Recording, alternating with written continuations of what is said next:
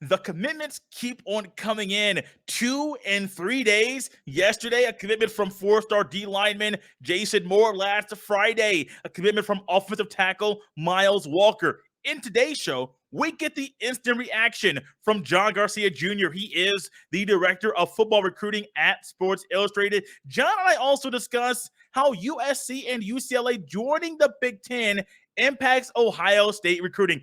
This is a conversation you don't want to miss, and it's only available right here on Locked On Buckeyes. You are Locked On Buckeyes, your daily podcast on the Ohio State Buckeyes.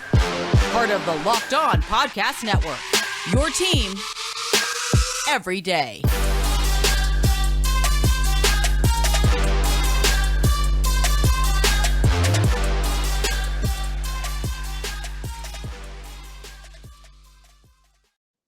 What is up, Buckeye fans? Welcome back to another episode of Locked On Buckeyes for the Locked On Podcast Network. I'm your host, Jay Stevens, also the host of the Jay Stevens Podcast. It is Monday, July 11th in the year 2022, and I want to thank you for making Locked On Buckeyes your first listen or first watch of every single day. On today's episode, John Garcia Jr., the director of football recruiting at Sports Illustrated, is back with us. And trust me, John and I had a fun time discussing a recent commitment from Miles Walker and how two schools joining the Big Ten impact Ohio State football recruiting. And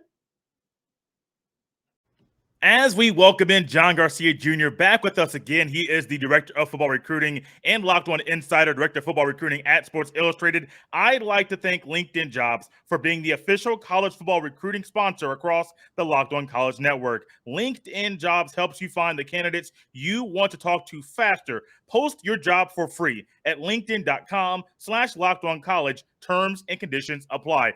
John, the last time we talked, I remember making a statement about there possibly being some guys committing to Ohio State between the last time we talked and the next time we talked. Jermaine Matthews Jr. committed, I believe, on July 1st.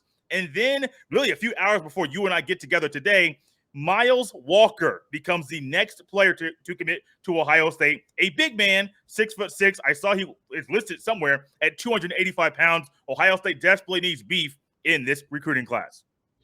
Yeah, 100%. And this O-line class is starting to come together with a little bit of variance, and that's a great thing, Jay. I think you've got to build for the present and the immediate future kind of simultaneously, and I think Walker provides a little bit more balance to that conversation. He's a guy who's, like you said, very tall, was pretty light as a junior. I think he was closer to 260, but has really put on good weight this offseason, and simultaneously his recruiting profile has just kind of elevated further and further, which is not easy to do for a kid from Connecticut. There's certainly not a whole lot of in-person evaluations in that state.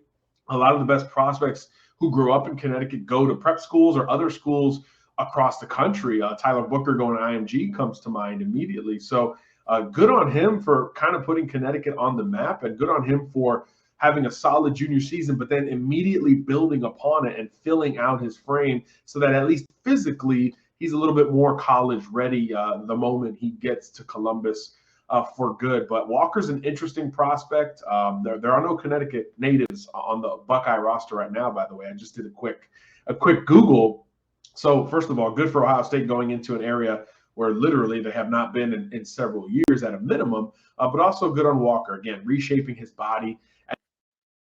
And that allows him to lean on the strength, Jay. Big, physical, very much a point of attack type of offensive lineman. He does have some pass blocking experience. And because he was a little bit lighter, he was kind of light on his feet. Redirects very, very well, but can also chip and go, get to the second level as a run blocker, but really strong at the point of attack. I think for him, I'm sure he's been told for years, hey, leverage, we got to be lower. We got to stay on the lower plane. I do think that's an area for improvement. But look, when you're 6'6", that just kind of is a part of the deal. It just comes attached to being blessed with that natural frame. But again, he's put in the work since that banner junior season, and it's paid off with an increase in national profile to the point where Now he's an Ohio State Buckeye, and he's one that I think anchors this offensive line group from a ceiling perspective. Long term, I think he could be one of the more high upside commitments that OSU has up front on the O-line. So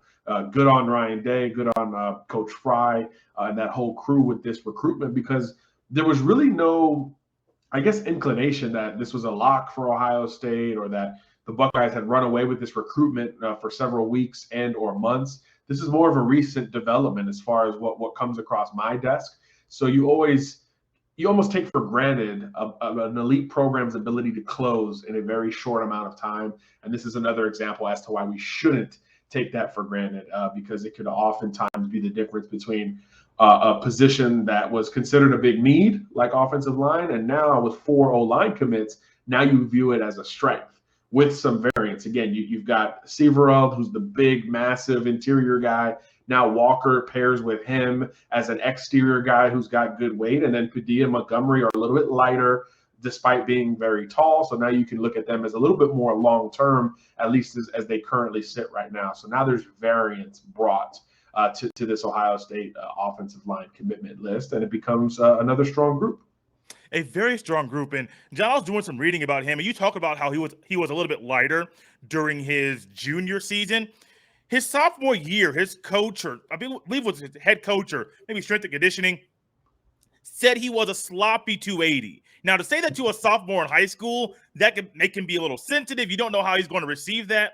But then they saw him change and work out, and they described it as, the article I read described it as rigorous workouts, got him down, got him to lose some weight, and then he bulked up, and now he's put on some healthy weight there. I like the way that he's built the weight, that he's put on healthy weight and the muscle and bulked up in that way.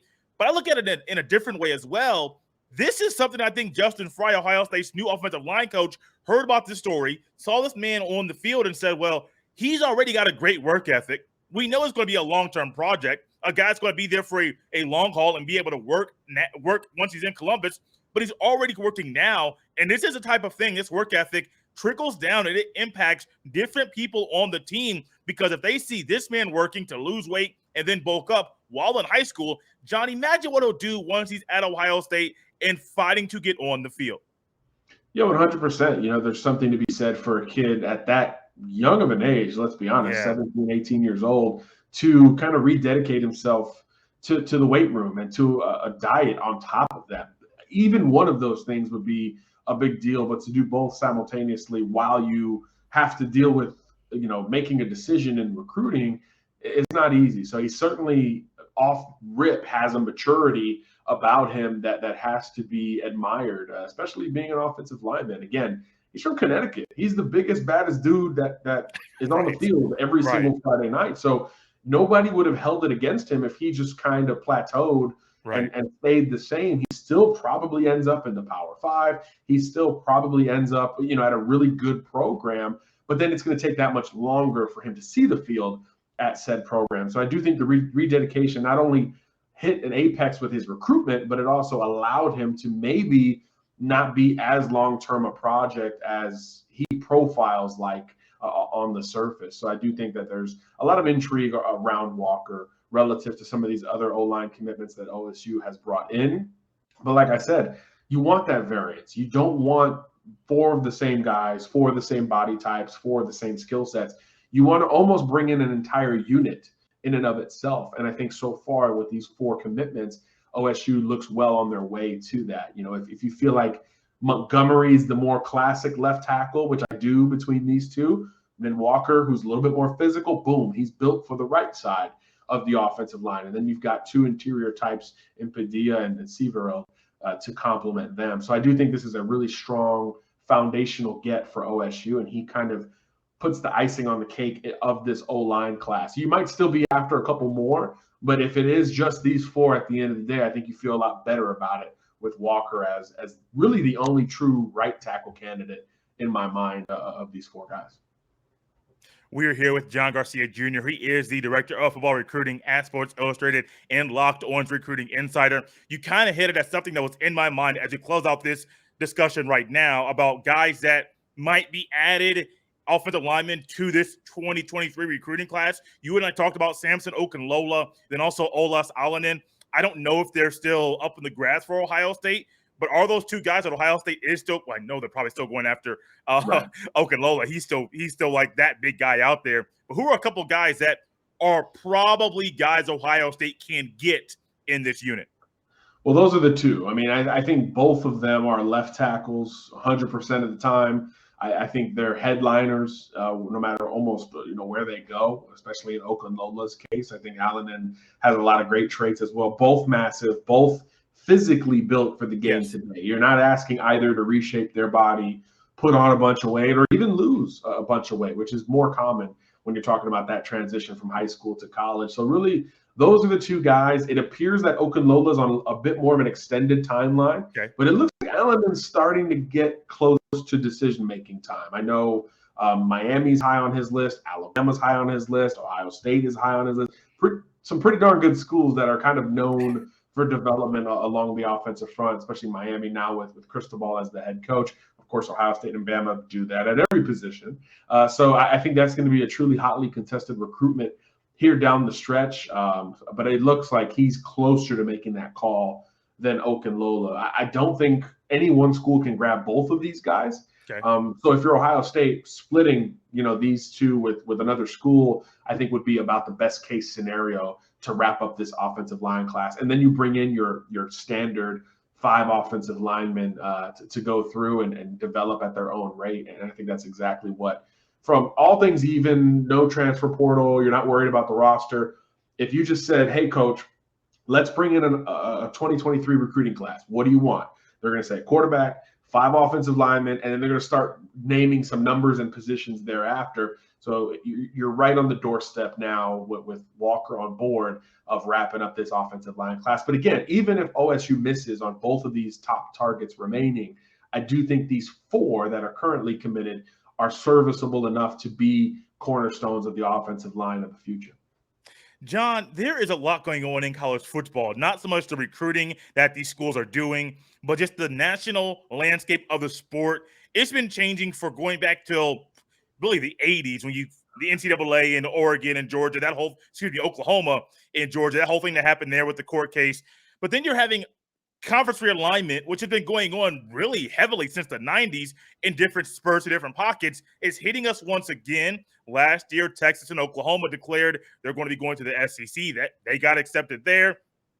4 schools are now going to the Big 12. Now you got USC and UCLA now saying we're going to team up with the Big 10. It's crazy out there. But in the world of recruiting, is it as crazy as we think that this might change Ohio State recruiting with teams in LA being in the Big 10? I mean, I think for almost every other team in the Big 10, this could be a game changer. For Ohio State, they've kind of already recruited nationally, right? I mean, when the news dropped on Thursday, I was at the Elite 11, and one of the first guys I talked to was CJ Stroud, who was there as a counselor, and he was like, look, I'm a SoCal guy, and obviously I went to Ohio State over Georgia there in the end. So it's not like as foreign as maybe it looks like with other programs. So I do think that Ohio State's national profile doesn't change a whole lot. Now, is it a little easier of a pitch? Because now, in theory, when you're recruiting a Southern California native, you can say, hey, depending on how the schedules work and all that stuff, hey, at least once a year, we're going to be playing a game in Los Angeles, in your hometown. Is that enough to sway a recruit to your school? Probably not. But does it help with mom and dad and maybe the high school coach and some others?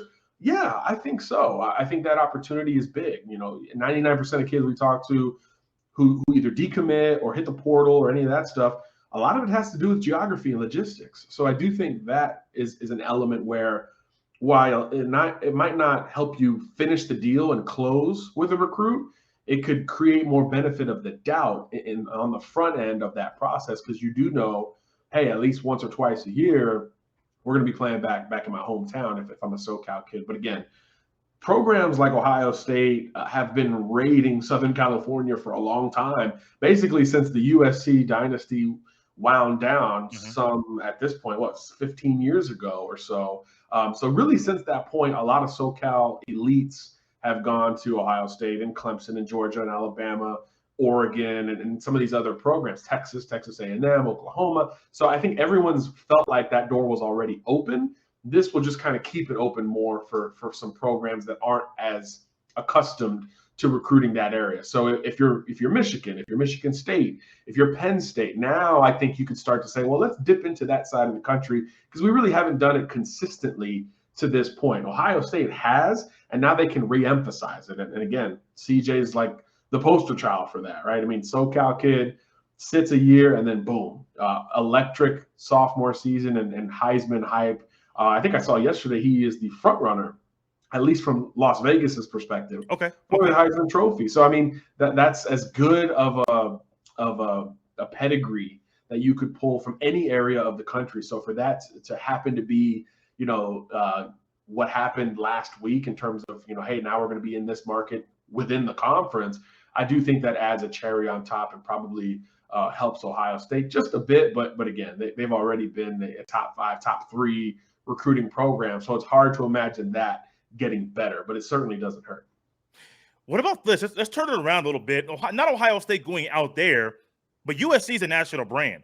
And it doesn't matter if you're from Southern California, Ohio, Florida, Texas, Pacific Northwest. If you're from Connecticut, you know about USC. Now, you might not know all about them, the history, O.J. Simpson, and all the things that have happened for decades with USC football, but you have probably heard about USC, known that they're one of the better programs nationally in the sport. You also add in UCLA, who I know this is really a basketball conversation, but that basketball appeal to a high recruiting basketball, if they come to Ohio, that's going to be something that's going to be like, well, do I want to go to Ohio State, the school that I've rooted for my entire life, or go to UCLA and be a part of that program? That's a conversation I think for basketball that's going to be very, very interesting.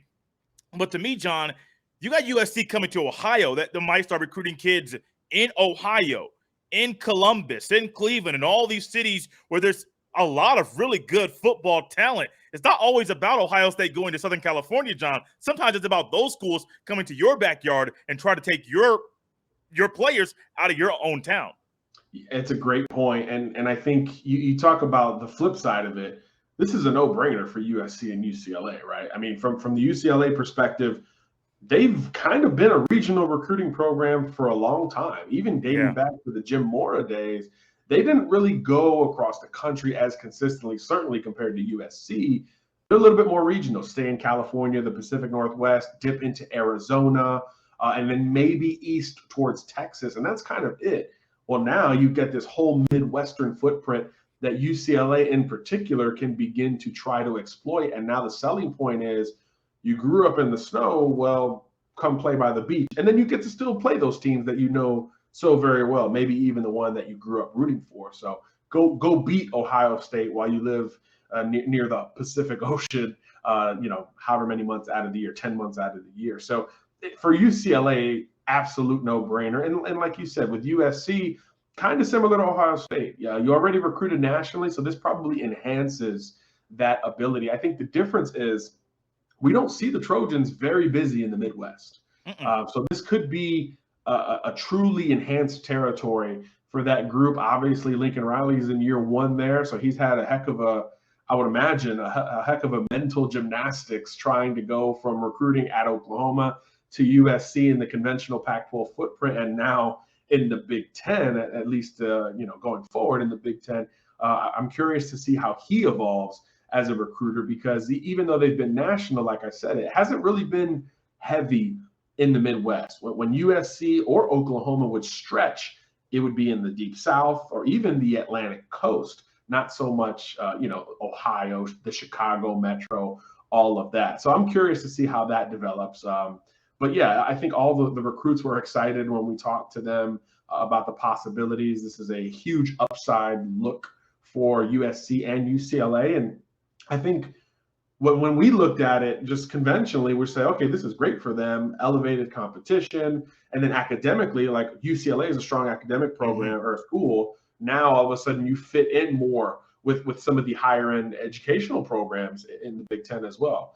So I do think there's a fit there. But I think unanimously, recruits, coaches we talk to, media, just folks in and around the sport recognize this as an elevated level of competition for USC and UCLA simultaneously. And I think that is where the Pac-12 certainly feels like they are not only losing two banner programs in a huge television market, which is a big deal, but now you're also kind of admitting that, yeah, there's just better competition over here. So that's where we're headed, which feels like you said, the Big 12 losing Texas and Oklahoma to the SEC, where everyone recognizes it's a step up in competition. And this is huge for the Big 10, because now it's like quadruple confirmation that, hey, it's the Big 10 and it's the SEC. Everyone else, good luck trying to figure it out, but the Pac-12 is heading in the wrong direction. There's reports of ACC programs looking around.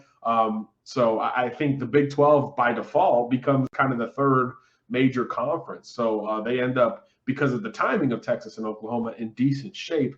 But really, this is once again confirming that, especially on the football front, it's about the SEC and the Big 10. And then after that, it's a whole lot of question marks. So overall, that's very good news for Ohio State, because that used to be a knock. They used to be the only Big 10 program that was in the CFP conversation. So now that's a strength, as opposed to, well, how good is the Big 10 on their path to the playoff? Well, it just got a whole lot better, especially with Lincoln Riley's timing of getting that USC job. So it's fascinating. It will impact recruiting, and it will certainly benefit some schools more than others, but it's definitely not going to hurt Ohio State in that brand.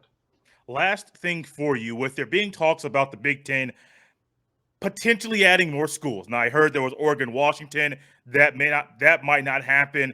Notre Dame is still that big fish in the pot. That if you can get Notre Dame in the Big Ten, you think adding USC is huge. Adding Notre Dame is just as big, if not bigger, because that is a national brand as well.